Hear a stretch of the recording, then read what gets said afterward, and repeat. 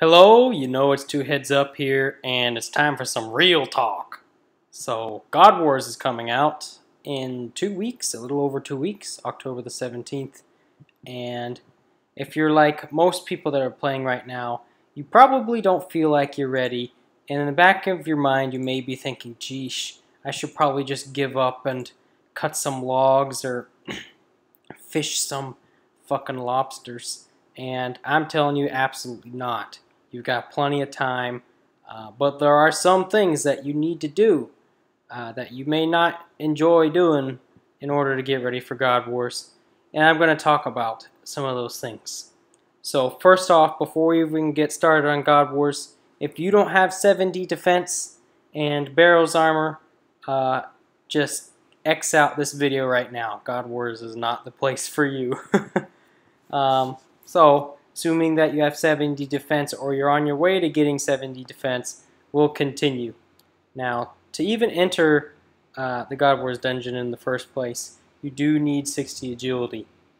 I have posted several agility guides on my agility playlist, agility guide playlist, which you can find on the homepage of my channel if you just click videos and then the playlist tab. So, starting from 25 up, there's Skull Ball course and then Wilderness Agility training. Both of them are very fast. It won't take you too long at all to get 60. All right. Next thing that you're gonna need are, barrel gloves. Now, I've seen a surprising amount of people that have 70 defense and it's their main account and everything, and still don't have barrels gloves. I mean, they are such an impressive piece of equipment. I remember when Recipe for Disaster first came out, it like a 13 strength bonus, and the stats that those barrels gloves gave just put you at a huge advantage over other players. They're just such an awesome piece of armor, and they still are. They're by far the best gloves in the game. In this 07 version, and they're definitely worth getting. And if you don't have them and you're going to do a boss such as Bandos, you're going to be left behind with very few drops when competing with other people. So Bearer's Gloves, knock that out. I just told a friend, if you want to pick and choose what quests to do to get your Bearer's Gloves, I definitely recommend some AFK training like I am right now at Ankus, and just AFK train while you look at some quests, so you feel like you're doing something productive while looking for those quests that you would prefer to do. Alright, so we've got Barrels Gloves, 60 agility. What's next? Well, you're looking at it. Fire Cape. And this is real talk right here, real talk. If you either have a Fire Cape but you got someone to get it for you, or you're unable to get a fire cape and you don't have one, real talk, you need to learn how to do the fight caves and kill Jad and be able to get one or get yourself another one in case if you die. Because most likely, you're going to die at God Wars at least once or twice. And I'm betting when God Wars gets released, the servers are going to be pretty laggy and unstable at the least. So you're probably going to lose that fire cape if you bring it. Now, I'm not saying don't bring your fire cape. I'm saying you need to bring a fire cape, and you need to be reassured that you're going to be able to get another one. Because for those of you that paid someone to get your fire cape, listen up, real talk, they're not going to want to get you another one while they're wanting to do God Wars when it just came out. That's the last thing that they're going to want to do for you, get you another fire cape. So you're on your own, buddy. So take this time before God Wars is released to either learn how to do the fight caves and get a fire cape. You can get more than one fire cape now, so don't feel like it's a waste. And if you just are scared to get a fire cape right now, definitely take the time and get the cash pile to give it a try. It'll give you huge advantage at God Wars. I mean, it is by far the best cape in the game. It's so good for everything. It gives that good prayer bonus, strength bonus, and great defense bonus. Most notably, an 11 magic defense bonus, which comes in great handy at a lot of the bosses. At pretty much all the bosses, really. So Fire Cape, 60 agility, and Bear's Gloves. You've got all of those. Now, pretty much what's left to do? Well, it's time to pick a boss. And what I mean by pick a boss is pick a boss you're mainly going to focus on, either Bandos, Armadillo, Ceramin, or Zamrock, as you do need different stats for all the bosses. So first off, let's talk about Bandos and what I'm predicting Bandos to be like and what stats and armor you should have. So I've already made a Bandos guide under my God Wars Dungeon playlist. It's more of a tank setup for a less populated world. But definitely check it out, because there may be that possibility that there are a few worlds that are empty. You never know. So, for Bandos, you're going to want, of course, 70 defense, but you're going to want 70 prayer for piety. That's a must. So, you need King's Ransom and 70 prayer completed. And you do need as many attack and strength levels as you can possibly get, because I'm predicting it's just going to be a shit storm. Whoever gets the kill, whoever does the most damage, gets the kill and gets the drop. So the best way to do that is to stack your strength bonus and your accuracy, and along with getting as many attack and strength levels as possible. So pretty much what I'm wearing right now, with the exception of a Salve Amulet, a Fury Amulet, and the Scimitar, of course you're going to want to use a whip instead, is going to be, on crowded worlds, your best bet for Bandos. You may have gotten the idea from some other YouTubers that Void Melee is going to be a good idea for Bandos. And aside from the fact that Void Melee has shit for defense stats, let's look at what you sacrifice when you wear full Void Melee. So you can't wear your Bear's Gloves, which is probably the biggest downside. You lose the 4 strength bonus of your torso, so that's a 13 strength bonus, and 13 melee attack bonus sacrificed, and a 4 strength bonus, so that's 17 strength bonus. And you sacrifice your Nezi helm or your Berserker helm, so that's another 3 strength bonus, which all adds up to, when you wear full melee Void, you sacrifice 20 strength bonus. That's a lot.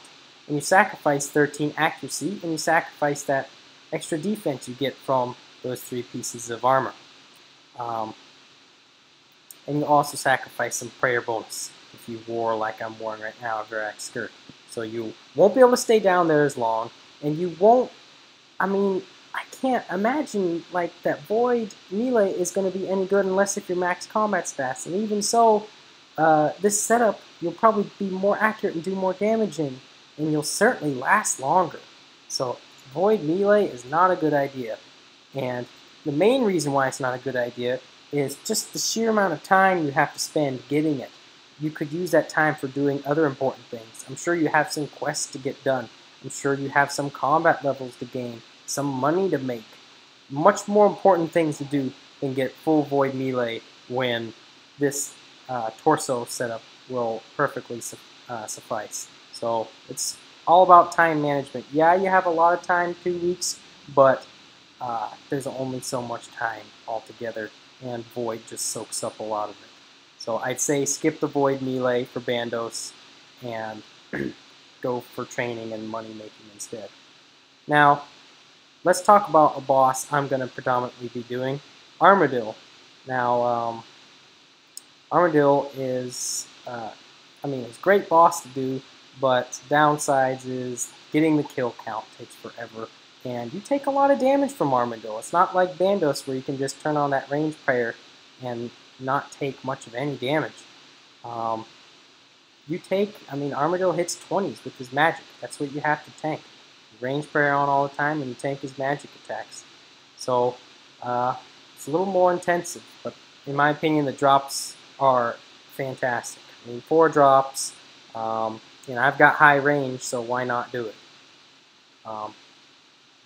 So my clan, Dukes of Head, is very interested in doing Armadillo. I've got lots of people in my clan that are just training their range and their defense stats I've set up in order to be in one of my Armadillo groups. So very popular boss within my clan, and if you're interested in joining my clan to do Armadillo, and we'll do a select few other bosses occasionally, but mainly Armadillo, leave a post on the old school RS forums. Just search Dukes of Head and leave your post according to what it says on there. So, Armadillo. I've already got a guide posted on Armadillo. It's a very good setup. I haven't changed any of it, at least in my head, what I would do. So either, you know, the full carols and Zamrock Laces and Dragon Square Shield, or Barrow's Gloves and Zamrock Kite Shield. Pretty much the best setup I could come up with, and it's the setup I really like. Anything else about Armadillo? So I'm recommending 90 plus range and 80 plus defense for Armadillo. And the 80 plus defense is for tanking the melee minion, but that's pretty much all it's good for. It's manageable at 70 or 75, especially if you have a DFS, but more defense levels certainly won't hurt you, since you have to wear a lot of Dragon Hide in order to tank the magic attacks. It's good to have high defense as well. Alright, so that's Armadillo. Let's talk about Zamrock.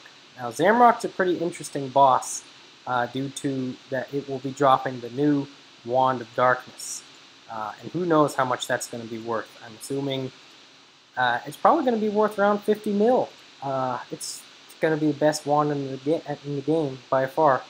So definitely think it's going to be worth a lot and worth killing the Zamrock boss for. What do you need for Zamrock? You need high-ass combat stats. On top of 70 prayer, you do need as many strength, attack, and defense levels as possible. Because Zamrock is a very doable boss, but you have the potential to take a lot of damage. He hits very hard. He hits 40s with melee and 20s with magic. And if you're gonna play it safe, you're gonna tank the melee attacks with high defense armor because of his special attack, where he can hit through melee and use a magic attack at the same time, and pretty much one-hit you. Gotta watch out for that. So that's what I recommend for Zamrock. I already have a guide posted on Zamrock, so do check it out. And finally, Cerdamin, by far the toughest of all bosses. I don't recommend picking Cerdamin if you don't have much experience at God Wars, or if you've only done Bandos. I recommend at least watching some videos and guides on Cerdamin. Of course, I'll post some the first week of God Wars, but it has yet to come out. So, what do I recommend for Cerdamin? Now, I posted a melee guide for Cerdamin, which is fine, but it really would only be realistic in a pretty large group, so 4 to 5 people, because of all the running around you have to do. And that's probably the reason why the agility requirement is 70 to get into to Cerdamin, because you got to have some big-ass quads to run away from that bitch before she fucking rips your asshole open. Anyways, so melee is probably, it's an okay setup with a large group, but with a smaller group, I definitely think range is the way to go, and I'll post a range setup later. Definitely a very complicated boss. You're going to tank well, you're not going to tank anything, really. You're just going to pray magic and do your best you can to get away from her and just tank the minions. And that's much easier to do with range. So, stats I recommend for that, 90 plus range or 90 plus melee stats. And of course you need 70 agility to even be thinking about doing Cerdamin. So get that first if you plan on doing Cerdamin, and get the hard part out of the way. So what's left? There are Dragon Boots and Spiritual Mages. Dragon Boots will definitely be very, very overpriced the first week that God Wars comes out. So if you have 83 Slayer, you're probably very tempted to camp Spiritual Mages, and I'd say that's a great idea. Go for it. And it's a great idea, especially if you have no one that's online that you can do God Wars with, that you can kill a boss with. Because you can solo spiritual mages, and you can do that in your own time while you're waiting for your friends to get online or your clan to get online or whatever. Definitely worth getting 83 Slayer for the spiritual mages, but it depends on what level you're at right now. I'm at 79 right now, and I'm still unsure if I'll get 83 by October 17th. We'll see. I should be able to get it if I just grind it out for a week, but that's a lot of time. So I've rambled on a lot about God Wars, and so real talk, the main things I want to nail home to you guys is getting your fire cape, getting your barrow's gloves, and getting that 60 agility. So that'll give you a lot of confidence in being ready for God Wars, because you've got the hard shit out of the way done after that. After that, all you got to do is grind out some combat stats or some prayer levels, and that's it. And that's all I have to say about getting ready for God Wars. Thanks for listening to my real talk, and feel free to post any questions or comments below.